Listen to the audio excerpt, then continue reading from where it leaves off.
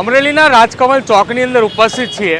આ એ જ જીવરાજ મહેતાની પ્રતિમા છે કે જ્યાં અમે હજુ પણ એટલે કે પરેશ ધાનાણી 24 કલાકના ઉપવાસ પર છે અને અમે પણ ત્યાં સતત 24 કલાકથી આપણે ગ્રાઉન્ડ ઝીરો ઉપર રિપોર્ટ આપી રહ્યા છીએ।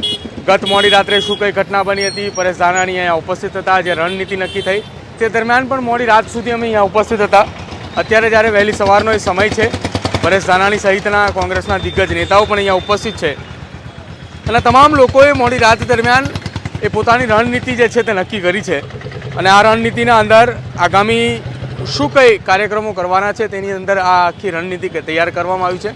પરંતુ આ ઘટનાની જો વાત કરવામાં આવે તો નારી સ્વાભિમાન આંદોલનના એ જે પ્રશ્નો છે એ પ્રશ્નો થકી સરકારને જગાડવા માટેનો એક પ્રયાસ જે છે તે કરવામાં આવ્યો હતો અને એ જ પ્રયાસના સંદર્ભે આજે અહીંયા આ તમામ લોકો હજી પણ ઉપસ્થિત છે।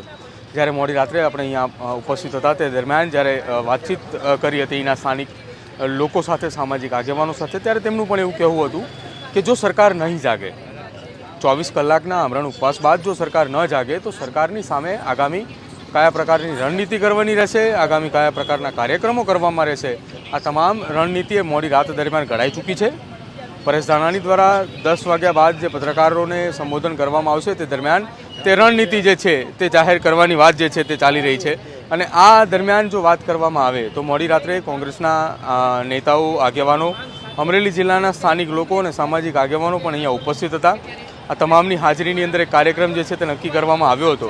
હવે એ કાર્યક્રમ શું છે, તેની કઈ રણનીતિ છે તે જાહેર કરવામાં આવશે। આપ જુઓ દ્રશ્યોની અંદર અત્યારે અહીંયા તમામ એ સામાજિક આગેવાનો, રાજકીય નેતાઓ જે છે તે અહીંયા ઉપસ્થિત છે।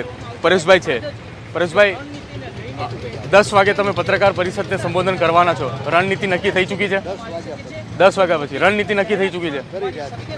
હજુ રણનીતિ નક્કી કરવાની વાતચીત જે છે તે ચાલી રહી છે। શું કઈ રણનીતિ હશે તે તેમના દ્વારા જણાવવામાં આવશે। રણનીતિ ચાલુ છે, આવી વાત જે છે તે તેમના દ્વારા કરવામાં આવી છે। હવે આ ઘટનાની અંદર વીરજીભાઈ ઠુમ્મર અહીંયા ઉપસ્થિત છે, પૂર્વ સાંસદ। વીરજીભાઈ, ગઈકાલે આખી રાત દરમિયાન તમે જ્યારે અહીંયા ઉપસ્થિત હતા અને પરેશ ધાનાણીની સાથે કોંગ્રેસના નેતાઓ પણ ઉપસ્થિત હતા, શું રણનીતિના ભાગરૂપે તૈયારી દર્શાવી છે? 24 કલાકના ઉપવાસ થઈ ગયા, સરકાર હજી નથી જાગી। ગઈકાલે પણ આકરા પ્રહાર કર્યા હતા, ચર્ચાનો ચોરો જ્યારે કર્યો હતો ત્યારે પણ આકરા પ્રહાર કર્યા હતા। 10:30 વાગે અમારી બીજી નીતિ જાહેર કરી રહ્યા છે। પ્રેસ કરીને પરેશભાઈ જણાવવાના છે, આ ઊંઘેલી સરકાર, હું ખાતો નથી ને ખાવા દેતો નથી એવું કહેનારી સરકાર, આ દીકરી ઉપર અત્યાચાર થયો ભારતીય જનતા પાર્ટીની આંતરિક લડાઈમાં ભાઈ મનીષભાઈ વઘાસિયા તાલુકા ભાજપના પ્રમુખ બનવા માગતા હતા, એ કૌશિકભાઈની સામેના ગ્રુપના હતા, એટલે એને નહીં બનવા દેવા માટે પાયલનો ભોગ લીધો, એક દીકરીનો ભોગ લીધો। બેટી બચાવવાની વાત કરો અને બેટીઓને હેરાન કરવા માટેનું જો કાંઈક કૃત્ય કોઈ કરતું હોય તો ભારતીય જનતા પાર્ટી છે। એના 2 મહિલા આગેવાનોએ સુરતમાં આત્મવિલોપન કરવું પડ્યું છે, એટલે મહિલાઓ ભાજપથી સલામત નથી। આજે પોસ્ટરો શરૂ થયા છે કે વોન્ટેડ કૌશિકભાઈ। આ પ્રકારનું અત્યાર સુધીમાં 80 વર્ષમાં પહેલું ધારાસભ્ય વોન્ટેડના પોસ્ટરો શરૂ કરવા પડે સોશિયલ મીડિયા મારફતે, એ પ્રથમ વખત બન્યું છે। અમારી અમરેલીની આબરૂના ધજાગરા ઉઠ્યા છે। કૌશિકભાઈમાં થોડી ઘણી શરમ હોય, પાટીદાર સમાજનો આગેવાન છે, થોડી ઘણી શરમ હોય। હું તો વર્ષોથી રાજકારણ કરતો હતો, હું પાટીદાર સમાજ ઉપર રાજકારણ કરવા પણ નથી માગતો, કારણ કે મારા મતદારો જે છે એ બિન પટેલ સમાજના પણ મને મતદારો છે, ત્યારે હું મારા સમાજ પણ એક સમાજ તરીકે મને બહુ દુઃખ થઈ રહ્યું છે। થોડી ઘણી જો પાટીદાર સમાજના આગેવાન તરીકે, પાટીદાર સમાજના એક વ્યક્તિ તરીકે શરમ હોય તો તાત્કાલિક અસરથી એને રાજીનામું આપીને અમરેલી જિલ્લાની માફી માગી લેવી જોઈએ, ગુજરાતની માફી માગી લેવી જોઈએ। એના આંતરિક ખટરાકમાં આ દીકરીને ભોગ બનાવે અને દીકરીઓ બેટી બચાવોની વાત કરે। દેશના વડાપ્રધાન કહેતા હતા કે હું દિલ્હી જાઉં તો મારી બહેનો તમને એક ટપાલ લખજો। રે મુખ્ય વડાપ્રધાન સાહેબ, આ ટપાલ નહીં, 3 દીથી અમે ભૂખ્યા બેઠા છે। આવડું મોટું ગુજરાત થઈ ગયું છે, ત્યારે ટપાલનું તો મૂકો, આ દીકરી અમારી સલામત અમરેલીની નથી। અમરેલીના તમે અખાડા ચોકમાં બોલ્યા હતા કે દીકરીઓ અમને ટપાલ લખજો, આ પરિસ્થિતિ નિર્માણ થઈ છે। ત્યારે કૌશિકભાઈમાં થોડી ઘણી પાટીદારના સમાજના તરીકે શરમ હોય તો તો માં ખોડલની માફી માગીને તાત્કાલિક અસરથી રાજીનામું આપી દેવું જોઈએ. અને જો કૌશિકભાઈ રાજીનામું ન લે તો ભાજપ કે હું ખાતો નથી ને ખાવા દેતો નથી એવા સંજોગોમાં એને તાત્કાલિક અસરથી આ કૌશિકને કાઢી મૂકવો જોઈએ તો અમારી અમરેલીની આબરૂ બચી જાય. અચ્છા વીરજીભાઈ, ગઈકાલે જ્યારે તમે અહીંયા સ્ટેજ ઉપરથી સ્પીચ આપી રહ્યા હતા એ દરમિયાન તમે અમરેલીની એવી કેટલીક વાતો કરી હતી. આપ અમરેલીના સ્થાનિક નેતા છો, આપ અમરેલીની અંદર હાજર હોય છો. અમરેલીની અંદર શું કંઈ ઘટના બનતી હોય તમને જાણ હોય. આજે પેલા 40 લાખ રૂપિયાની વાત હતી પત્રની અંદર અને શેત્રુંજી નદીની અંદરથી ખનનની વાત હતી. ખનન તો હમણાં 2-4 દિવસથી બંધ થઈ ચૂક્યું છે. 40 લાખની જે વાત હતી અને અમરેલીના કોઈ ગિફ્ટ આર્ટિકલ શોપની વાત ચાલી રહી હતી. શું છે આખી આ ઘટના? અમરેલીમાં કોઈ ગિફ્ટ આર્ટિકલની એક દુકાન છે, ત્યાં 2 કરોડ ને 40 લાખનો હપ્તો આ કોન્ટ્રાક્ટરો પહોંચાડે છે એવી પ્રેસ મીડિયામાં એક પ્રસિદ્ધિ થઈ હતી. અને એ પ્રેસ મીડિયાની પ્રસિદ્ધિથી એટલે મેં ગુજરાતના ડીજીને પત્ર લખ્યો, અમરેલીના ડીએસપીને નકલ મોકલી અને ડીએસપીને કીધું કે આવી આક્ષેપ થઈ રહ્યો છે ત્યારે તમે તાત્કાલિક અસરથી તપાસ કરો. ડીઆઈજીને પણ મેં પત્રની નકલ મોકલી, ચીફ સેક્રેટરીને પણ પત્રની નકલ મોકલી, ઇન્કમટેક્સ કમિશનરને પણ પત્રની નકલ મોકલી જે મારી ઓફિસમાં આજે પણ મોજૂદ છે. હજુ આ 15 દિવસ નથી થયા ત્યાં 40 લાખના આપતાનું નવું આવ્યું કે આમાંથી આ વિજયભાઈ જે ગિફ્ટ આર્ટિકલમાંથી એમાં 40 લાખનું કવર તો સીધું કૌશિકભાઈને પહોંચે, એ ભાજપવાળે બહાર પાડ્યું. અને પછી ખબર પડી કે આ અંદરો અંદરના ઝઘડામાં અમારી પાટીદાર સમાજની દીકરી પાયલને તો ખોટો ભોગ બનાવ્યો. એ તો બિચારી નોકરી કરે છે, નોકરી કરતી એક છોકરી એનો એને માલિક એમ કહે કે તું ટપાલ ટાઈપ કરી નાખ. એ ટપાલ ટાઈપ કરી અને પછી કે તું પોસ્ટ કરી આવ તો પોસ્ટ કરી તો દીકરીનો વરઘોડો કાઢવામાં આવ્યો.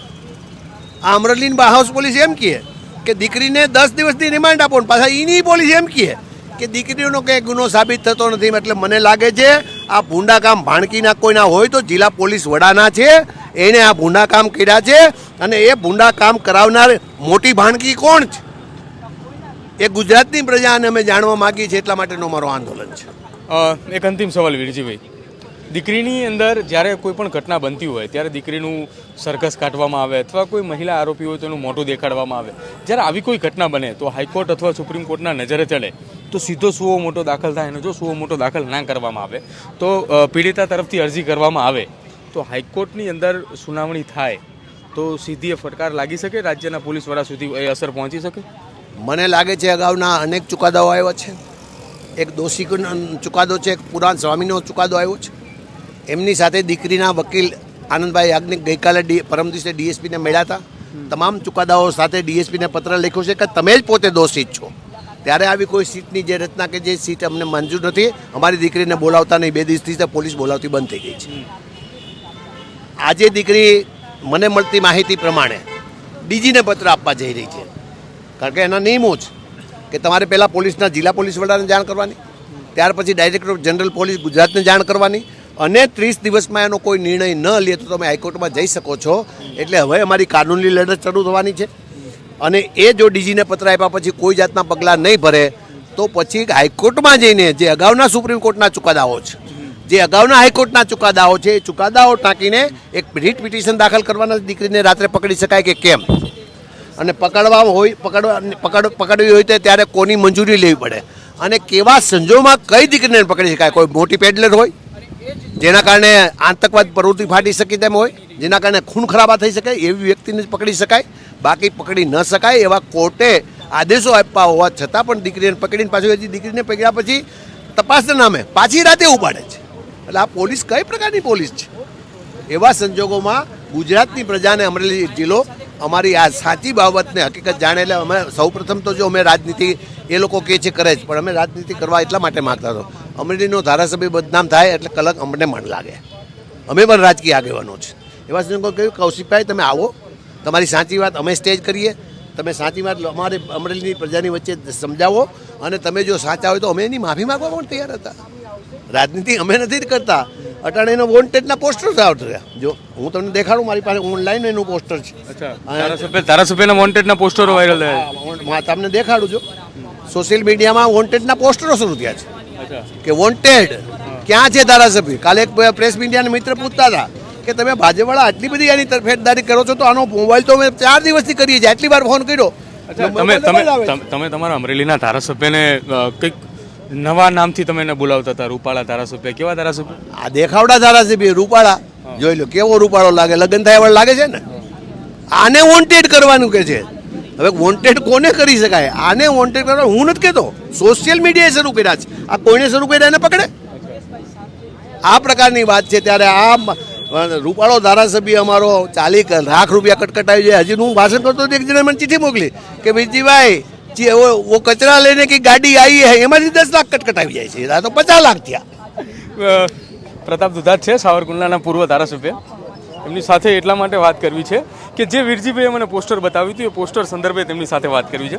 પ્રતાપભાઈ, પૂર્વ સાંસદ વીરજીભાઈ ઠુમ્મર છે અને કોંગ્રેસના અમરેલી જિલ્લાના મોટા આગેવાન છે. એમણે મને એક પોસ્ટર બતાવ્યું કે ધારાસભ્ય વોન્ટેડ થાય એમ, અને એમણે એવી વાત કરી કે આ પ્રકારના પોસ્ટર અમરેલીની અંદર ફરતા થાય તો અમરેલીની અને અમરેલીની જનતાની જો વાત કરવામાં આવે તો એ હવે જાય ક્યાં એમ? એક ધારાસભ્ય વોન્ટેડ થઈ જાય. ધારાસભ્યના મત વિસ્તારની અંદર એક નાબાલિગ નાદાન ગરીબ દીકરી ઉપર જે પ્રકારનો અત્યાચાર થયો છે ને, 10 દિવસથી ધારાસભ્ય ગાયબ પણ છે. એટલા માટે સોશિયલ મીડિયાની અંદર લોકોએ આવા વોન્ટેડ જેવા પોસ્ટરો લગાવ્યા હશે. મારે એની બારામાં એટલા માટે વધારે કંઈ કહેવું નથી. અમરેલીની જિલ્લાની આબરૂની ધૂળ ધાણી કરવાનું કામ અહીંના ધારાસભ્યએ કર્યું છે. પ્રથમ વખત એની ઉપર એવો આરોપ લાગ્યો છે કે એ વ્યક્તિના ભાજપના જ વ્યક્તિએ લેટર લખ્યો, લેટરની અંદર જે પ્રકારના લખાણ થયા, એ લખાણ જે થયા એ લખાણ જે ભાઈના છે એ લોકો સમક્ષ આવ્યા છે ને ગુજરાત આખું ધિક્કારે છે. એક અંતિમ સવાલ આપને પૂછવો છે, ત્યારબાદ તો તમારી રણનીતિ જાહેર થવાની જ છે. પરેશ ધાનાણીના હનુમાન બનીને તમે ઊભા છો. કાલે તમે મંચ ઉપરથી કીધું હતું કે પરેશભાઈ જે કે કરવા તૈયાર છીએ, ખાલી એક વસ્તુ મારાથી નહીં થાય, ઉપવાસ હું નહીં કરું, બાકી તમે કહો અહીંયા રસ્તા વચ્ચે હું બેસી જઈશ. મારી આદત નથી આ સરકારની સામે જે પ્રકારના ભૂતકાળના અનુભવો છે અને મારી હેલ્થ ઇસ્યુના કારણે પણ ઉપવાસ ન કરી શકું, એટલે નિખાલસપણે મેં કીધું છે કે ભાઈ હું ઉપવાસ નહીં કરું. બાકીની જે પણ રણનીતિ પરેશભાઈ, વીરજીભાઈ, જેનીબેન બનાવશે એ રણનીતિ પ્રમાણે કામ કરીશ. બિલકુલ. તો સાવરકુંડલાના પૂર્વ ધારાસભ્ય અને પૂર્વ સાંસદ વીરજી ઠુમ્મર સાથે આપણે વાતચીત કરી.